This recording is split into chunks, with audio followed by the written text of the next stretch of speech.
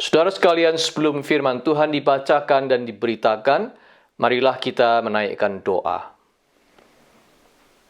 Bapa di surga, kami datang dengan hati terbuka, memohon Engkau menjadikan hati kami seperti tanah yang subur, untuk benih firman-Mu ditabur, supaya pada waktunya benih itu tumbuh dengan subur, dan akhirnya berbuah, menghasilkan buah karya kehidupan yang memuliakan nama-Mu.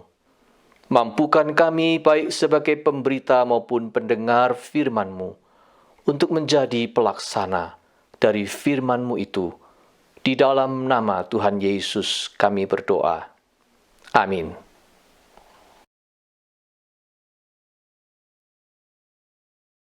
Pembacaan Alkitab diambil dari surat Filipi pasal 2 ayat 25 sampai dengan pasal 3 ayat 1a. Sementara itu kuanggap perlu mengirimkan Epafroditus kepadamu, yaitu saudaraku dan teman sekerja, serta teman seperjuanganku, yang kamu utus untuk melayani aku dalam keperluanku. Karena ia sangat rindu kepada kamu sekalian, dan susah juga hatinya, sebab kamu mendengar bahwa ia sakit.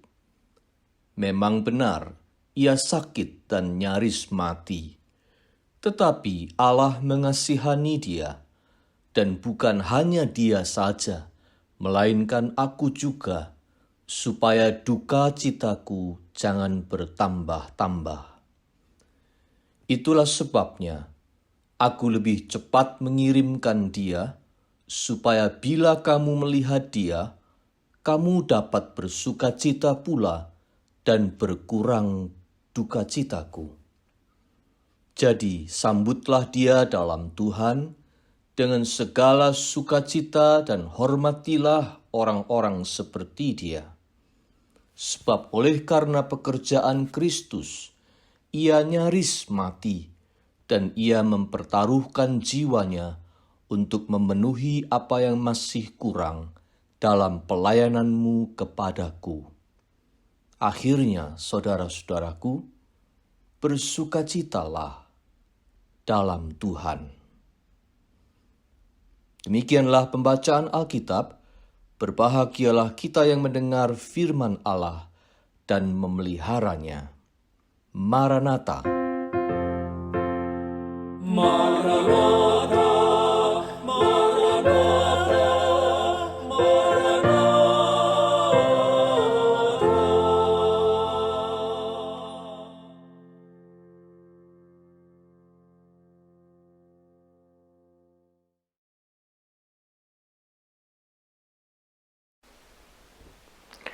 Saudara-saudara, dalam minggu Advent yang keempat ini, kita akan merenungkan satu lagi paradoks dalam surat Filipi. Tetapi sebelum itu, mari kita tengok sejenak kitab Wahyu. Di dalam visi tentang langit yang baru dan bumi yang baru yang diperoleh Yohanes di Pulau Patmos, terlukiskan kondisi seperti ini. Dan ia akan menghapus segala air mata dari mata mereka, dan maut tidak akan ada lagi.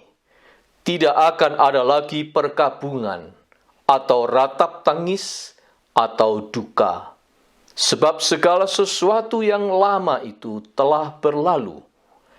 Ia yang duduk di atas takhta itu berkata, "Lihatlah, aku menjadikan segala sesuatu baru."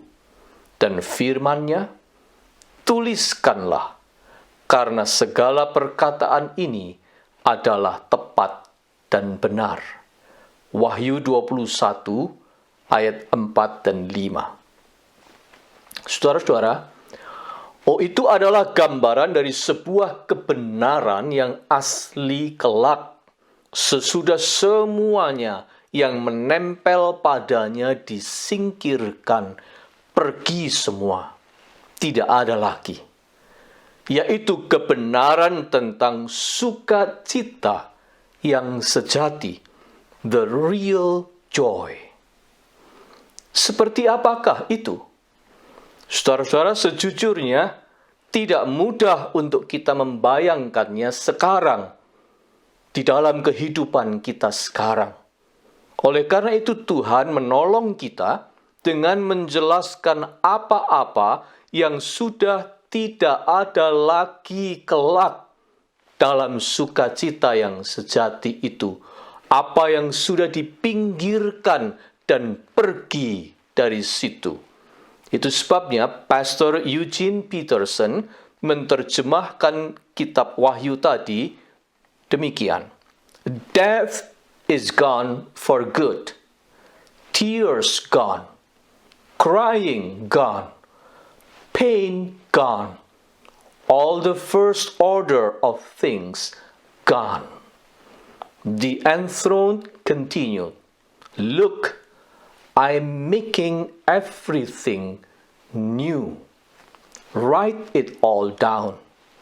Each word dependable and accurate. Tidak ada kematian lagi. Tidak ada sakit dan tangisan lagi. Tidak ada duka cita lagi. They're all gone. Saudara-saudara, dengan kata lain, sekalipun kita belum dapat memahami sepenuhnya sekarang apa itu the real joy, Tuhan sudah memberitahu kita bahwa yang tetap bertahan sampai kekal itulah yang asli.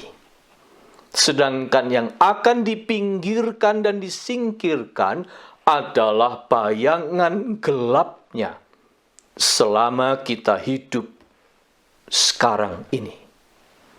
Yang asli adalah sukacita, joy. Sedangkan duka cita adalah bayangan gelap yang sedang terus membuntuti, shadowing, selama kita hidup di dalam dunia ini. Joy itu yang asli, yang akan bertahan dan abadi. Sedangkan sadness, duka cita, adalah bayang-bayang yang menempel di dekatnya, sehingga menjadi paradoks dalam kehidupan kita sekarang di dunia, tetapi yang akan pergi nanti dalam kekekalan. Dan inilah paradoks ketiga yang kita renungkan bersama surat Filipi. The third paradox, joy and sadness. Paradoks ketiga, sukacita dan duka cita. Saudara-saudara, boleh dibilang surat Filipi menampilkan miniatur dari kebenaran yang disingkapkan oleh kitab Wahyu tadi. Yaitu bahwa yang asli, yang sejati sebenarnya adalah yang namanya joy atau rejoice. Surat Filipi dihiasi oleh kata-kata ini. Ada 16 kali kata ini terulang dalam tulisan Paulus ini. Tetapi di dalamnya tetap ada kata-kata yang bernuansa duka atau sadness yang sedang membayangi. Sebab memang ada kenyataan buruk yang terjadi. Bacaan kita hari ini menyingkapkan paradoks ini. Ada kenyataan buruk yang sedang terjadi pada Paulus di dalam tulisannya di dalam surat Filipi yang penuh kata sukacita itu. Nah, kenyataan buruk apakah yang terjadi pada Paulus? Fakta yang pertama, saudara-saudara, yaitu Paulus sedang menunggu keputusan pengadilan yang berisiko hukuman mati buatnya. Dengan kata lain, hukuman mati begitu dekat membayangi hari-harinya di dalam penjara yang sempit itu. Itulah kondisi duka cita Paulus. Fakta yang kedua, sebagai tambahannya, utusan jemaat Filipi untuk membantu keperluan Paulus sehari-hari, yaitu Epafroditus, sempat sakit, bahkan nyaris mati waktu mengunjunginya di dalam penjara. Ayat 27. Sakitnya Epafroditus ini membuat jemaat Filipi tidak enak, oleh karena mereka mengira ia malah menjadi beban bagi Paulus. Ia datang untuk meringankan beban, tetapi malah butuh dirawat dan jadi beban.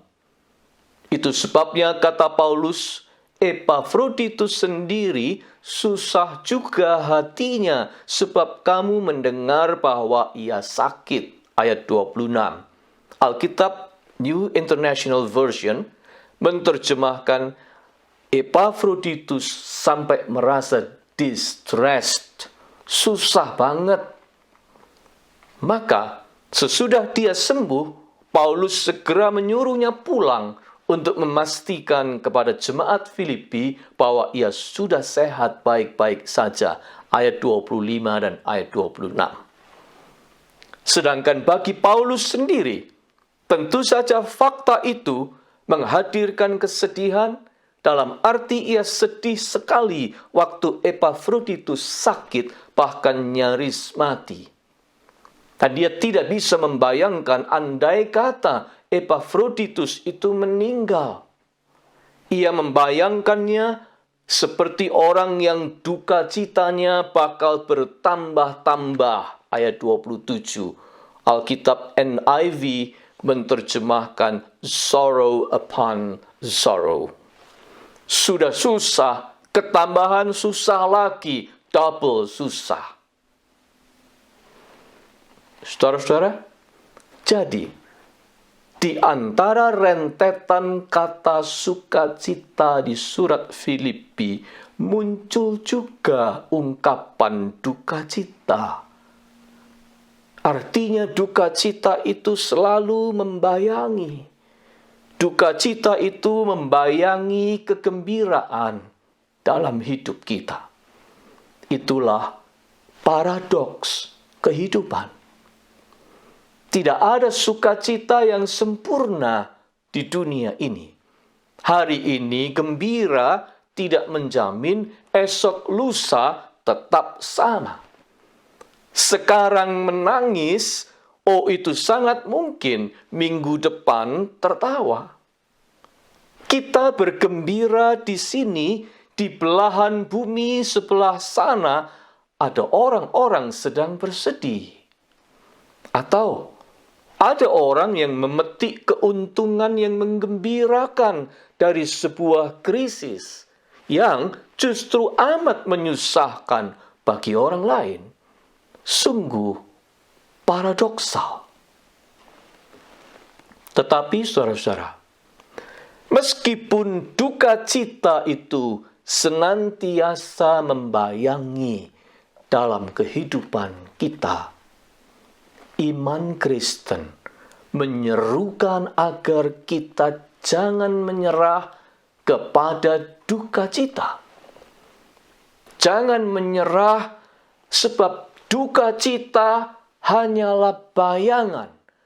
Jangan menyerah pada bayangan. Sukacita, joy, itulah yang asli, yang akan abadi. Memang tidak mudah untuk mengaminkan kebenaran ini, apalagi mempraktikkannya. Terutama jika kenyataan memang sedang buruk, apabila kondisi memang sedang tidak bersahabat, kesusahan sedang berkunjung, masalah sedang menghadang, bahaya sedang mengancam, seperti krisis pandemik yang melanda dunia saat ini. Sungguh tidak mudah untuk mengaminkan bahwa yang benar, yang asli, yang akan abadi adalah joy, sukacita.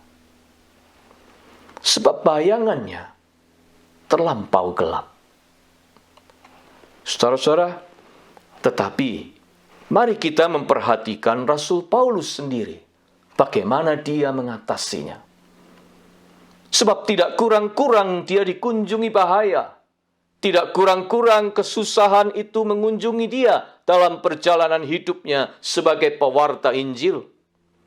Dia berkata, aku tahu apa itu kekurangan dan aku tahu apa itu kelimpahan. Begitu katanya kepada jemaat Filipi di pasal 4 ayat 12. Bahkan, kapan saja hukuman mati bisa menimpa dia.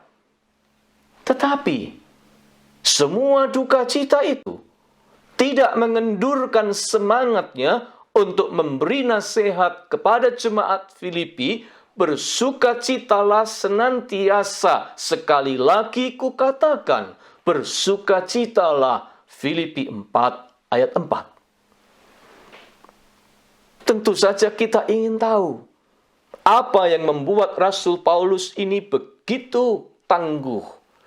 Apa yang membuatnya begitu? Apa yang membuatnya ia tidak gampang menyerah pada kesusahan? Kita akan memperhatikan dua hal ini. Pertama, saudara-saudara, Paulus itu tahu sukacita itu pemberian Tuhan. Sukacita datang sebagai buah karya belas kasihan Allah, God's mercy. Kesembuhan Epafroditus yang melepaskan dirinya dari kesusahan adalah karena Allah itu berbelas kasih. Paulus menulis begini, memang benar ia sakit dan nyaris mati, tetapi Allah mengasihani dia. Dan memang bukan hanya dia saja, melainkan aku juga, supaya duka citaku jangan bertambah-tambah. Ayat 27. Di sini Paulus hendak mengatakan, Tuhan tidak mau menambah duka cita kita. Tuhan itu justru menguranginya. Cara Allah berbelas kasih kepada kita adalah dengan mencegah bertambahnya duka cita kita di dalam kehidupan ini. Apakah maksudnya ini? Saudara-saudara, mungkin ilustrasi ini bisa menolong kita. Seorang ilustrator Kristen dari Korea yang melukis sebuah adegan seorang anak sedang menangis karena sebuah batu kecil menimpa kepalanya. Sakit. Ia menangis. Tetapi kemudian ilustrator itu melebarkan gambarnya sehingga yang terlihat adalah big picture-nya. Ternyata tidak jauh dari tempat anak itu berada, tergambar Yesus sedang pasang badan melindungi dia. Dan badan Yesus berdarah-darah karena dihajar oleh batu-batu besar yang sedang mengarah kepada diri anak kecil itu.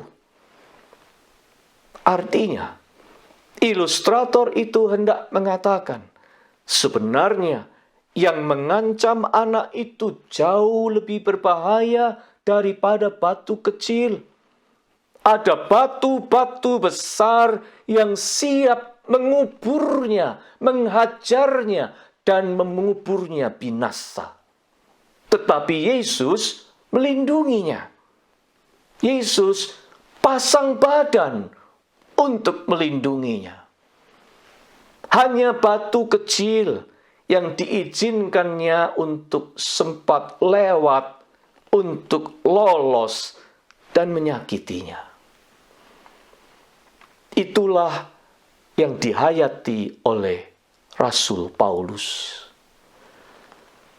Ketika Epafroditus tidak jadi mati, Paulus sadar, dan Paulus berkata di dalam terjemahan Alkitab NIV, bunyinya begini, God had mercy also on me, to spare me sorrow upon sorrow. Tuhan itu juga mengasihani aku, berbelas kasih kepadaku, menghindarkan aku dari ditimpuk batu-batu kedukaan yang susul menyusul. Tuhan menghindarkan, to spare me. Saudara-saudara, begitulah sebenarnya dengan hidup kita juga. Batu-batu besar diluputkannya oleh Yesus dari kita. Yesus yang tersalib itu pasang badan, melindungi kita. Hanya kita seringkali tidak menyadarinya. Kita tidak melihat big picture-nya. Ketika ada batu kecil kesusahan menyakiti kita, kita mengadu, kita marah, kita protes, kita menangis, dan seterusnya. Seperti anak kecil dalam gambar ilustrasi tadi. Padahal kenyataannya Tuhan itu sedang meluputkan kita dari serangan bahaya yang jauh lebih dahsyat yang tak tertanggungkan oleh kita. Itu sebabnya, jika kesusahan menimpa, kita harus belajar untuk melihat gambar besarnya atau big picture-nya. Kita harus belajar untuk percaya, yakinlah, belas kasihan Tuhan, God's mercy, itu lebih besar daripada batu kesusahan yang sedang menyakiti kita. Bahkan, God's mercy itu lebih besar dari apapun di dalam kehidupan ini. Itu sebabnya pemazmur berkata, kemurahanmu lebih daripada hidup. Mazmur 63 ayat 4. Saudara-saudara, hal yang kedua yang kita bisa pelajari dari Rasul Paulus, bagaimana ia bisa begitu tangguh. Selain ia mengandalkan God's mercy, kita akan melihat faktor kedua. Paulus itu tidak berkonsentrasi terus pada kesusahannya sendiri. Kejadian seputar sakit hampir matinya Epafroditus itu tidak membuatnya kelabakan memikirkan dirinya dan bebannya akibat musibah itu. Tetapi yang dipikirkannya malah bagaimana menghiburkan jemaat Filipi dari kesusahan itu. Ia terus memikirkan bagaimana caranya agar jemaat Filipi tidak dan jangan bersedih. Itulah sebabnya aku lebih cepat mengirimkan dia, Epafroditus, supaya bila kamu melihat dia, kamu dapat bersukacita pula dan berkurang duka citaku, katanya di ayat 28. Saudara-saudara, memang kedengarannya aneh, tetapi nyata. Kesusahan kita itu tidak akan berkurang akibat kita memikirkannya terus atau mengeluhkannya terus, apalagi mengasihani diri terus, self-pitying, Tidak akan duka cita itu pergi karena kita terus memikirkannya. Duka cita itu justru berkurang tatkala kita berusaha untuk menghibur orang lain. Itulah yang ingin Paulus katakan.